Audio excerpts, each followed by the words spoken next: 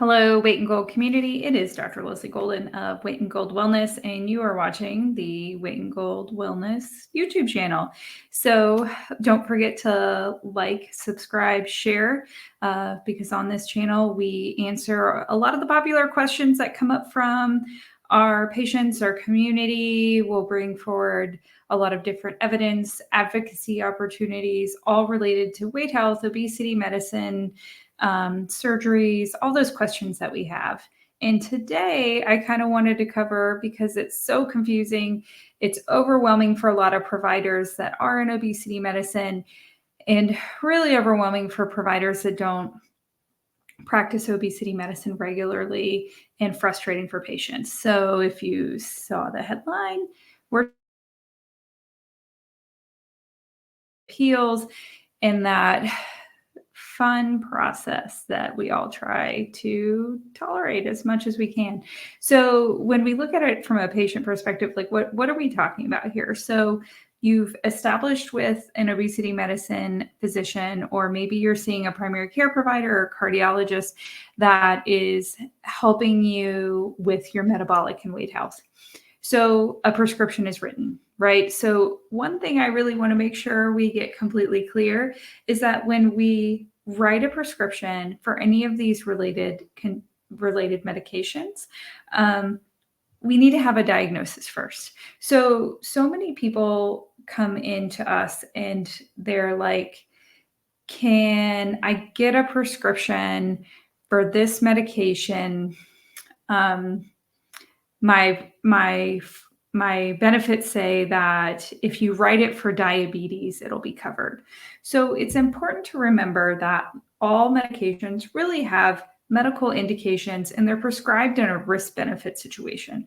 So it is really up to the provider to do an appropriate assessment of your overall health, give you a medically accurate diagnosis, and then give a treatment plan based off that. So we do know that some of the medications that are used for the treatment of metabolic and weight health can be used for multiple different things.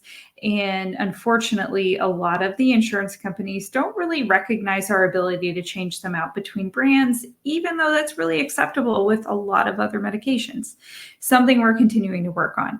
So please understand, your prescriber cannot just simply say that it's because of diabetes if you don't actually have diabetes. So we do know that all of these medications are extremely effective for the treatment of clinical obesity, but if your insurance doesn't cover it for that reason, we can't just add a diagnosis. That's not appropriate to get it covered. So a prescription is written. So you come in, you get a diagnosis, a prescription is written for you and sent to a pharmacy. If your pharmaceutical benefit coverage allows that medication within like their formulary, so they've already reviewed this medication, it's been approved, it's a medication that they cover for a diagnosis, then it'll just go right to the pharmacy. The pharmacy will process it. The system will come back and say, this medication is approved. Now, we'll have patients that come to us and they're like, okay, it's approved, but they're still saying it's really expensive. So there's a lot of options there, or things that you can look into. First, I know as a patient it's frustrating and it's not always something we really want to hear, but it's really on us to make sure we understand our benefits. I know. So you may be missing out on coverage that you may not be aware of, because some people actually have like a deductible or a copay related to their medication coverage. So yes, it may be a high price today, but you may meet that medication deductible that your plan may have, and then you're able to get the medication covered moving forward. So don't immediately think that you don't have access to the medicine just because that initial high price is given to you. So I would check with your pharmaceutical benefit coverage and see what your options are. Next step, see if there's a coupon available, whether from the manufacturer, or see if your provider is aware of any coupons. And a lot of times your pharmacist can be, if you're working with a really good pharmacy, they can be really helpful in getting you set up with the different deals that may be available out there. So if we've exhausted those things, and or we get a message back that it's not immediately approved, it has to go through prior authorization. So prior authorization is a process where essentially the insurance benefit coverages are putting in like extra steps, or maybe they want you to meet a certain algorithm first. They want you to try and fail a certain med first, or they'll cover the medication, but only in this scenario and only after X, Y, or Z. So then it requires your provider to go back through this algorithm and to confirm that you've either met their criteria or you have not. So if your prescription goes through a prior authorization process, it does not mean that it's automatically not going to be covered. And there are a lot of providers, because they're overwhelmed, they have a lot to do, it's a lot of work, they may not be as familiar with the process, that when a prior authorization comes back, they just move forward with, I'm sorry, this medication is not immediately covered for you. And sometimes they get you looped in with someone that's more experienced in that area. I know for sure, like previously when I did family medicine, there are a lot of special medications for different cardiac diseases, neurologic diseases, things like that, that I was very familiar with the algorithm. I would try to get it for the patient. If a prior auth came through, I knew those steps. I would look over them and I'm like, oh, right away, they're not going to let me as a primary care provider go through this algorithm. You're going to have to see a specialist to get this covered, and then we get you into specialty care. So if your primary care provider has tried to get a medication for you to treat weight or metabolic health, and it went through prior auth and they couldn't complete that process, or that process wasn't successful, it is worth seeing if maybe getting someone that is more experienced in obesity medicine and is used to this process, and they may have better luck. We have it happen all the time. So something to keep in mind. So you're going through this prior authorization process. These things can take time. Please give your providers the benefit of the doubt that they're working through this. They often have a they often have a lot to work through. Remember, they're seeing patients all day and they're trying to fill out all this fun paperwork in between and give it as much attention as it deserves to make sure there's not an error. So we can't always get them done like that. So hopefully we get them done as soon as we can and the process goes forward quickly. Now, as soon as we fill out that prior authorization information that they're asking us for, we submit it to the insurance company and they review it. So different payers have different processes. Some, it's a very quick process. You either meet the criteria or don't, and it's approved and they move on. Some can take 7 to 10 days or longer and may continue to ask for proof of more information. Please be willing to work with your provider who's putting in that extra effort to try to get that covered for you. That's the best case scenario to get the medicine for you, if you're actively willing to work with your provider to give them the details they need to get this covered for you.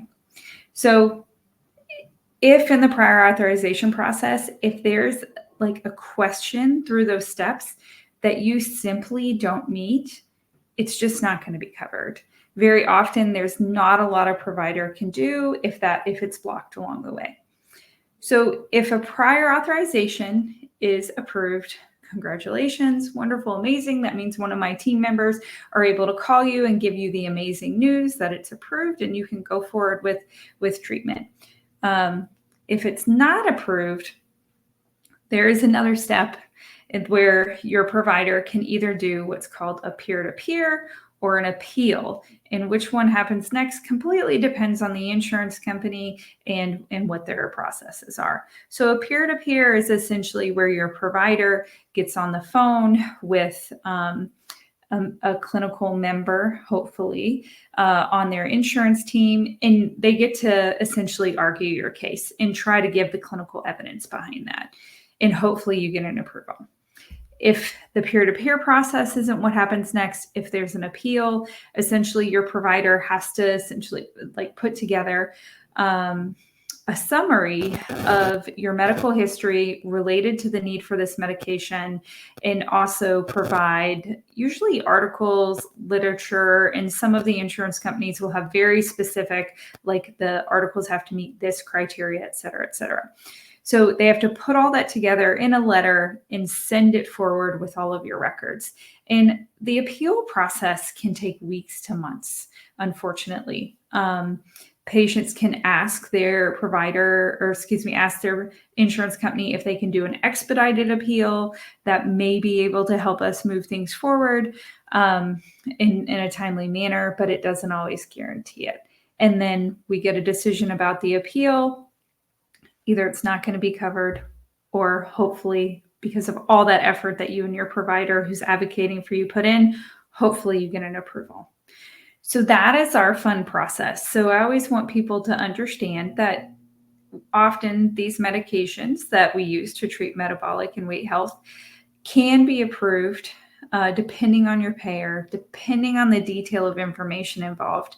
And often if they're not approved, it is not because your provider isn't advocating for you and not getting that information. And it's a really tough process overall. I would say in the state of Wisconsin, probably only about 30 to 35% of insurance companies are covering a lot of these meds. And a lot of times that's what we call an exclusion. So it's these medications can be excluded by policy. And it has nothing to do with medical necessity. So in that case, if you have an insurance company that excludes coverage of these medications, there's no amount of evidence that your provider can give to them that shows medical necessity, because their coverage decision has nothing to do with your actual clinical need for the medication. It simply is that they just don't cover it by policy, and they don't give exceptions to that. We're advocating for changes of that, but that's a whole nother episode on our YouTube channel.